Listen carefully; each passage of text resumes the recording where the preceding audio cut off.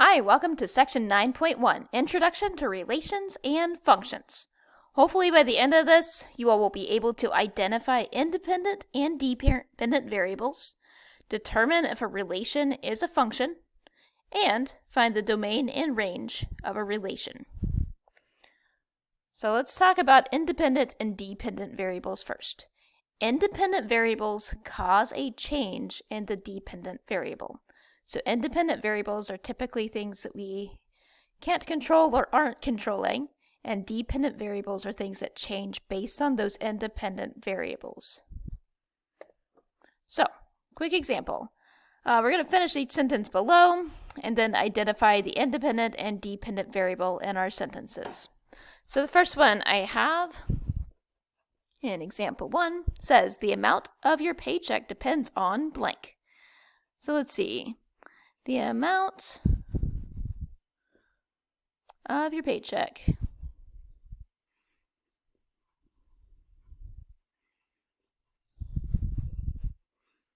depends on, let's see, what are things that your paycheck depends on?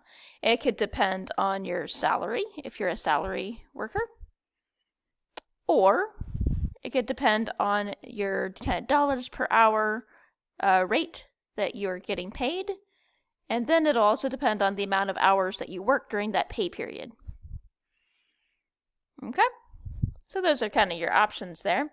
So then independent variables then would be your salary or that dollar per hour and hours worked. Those kind of things that are inner blank, those are your independent variables.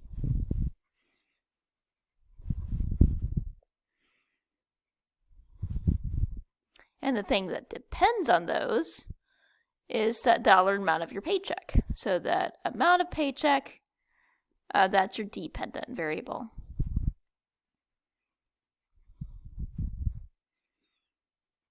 Okay, and that so because it depends on your salary or it depends on your dollars per hour and hours worked. Let's do another one.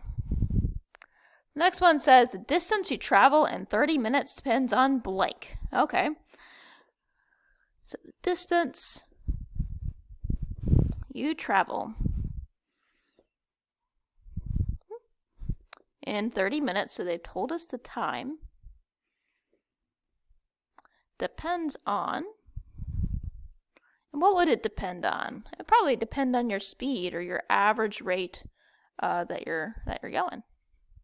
So your average speed would probably be the thing that determines your distance then. So your independent variable would be your speed.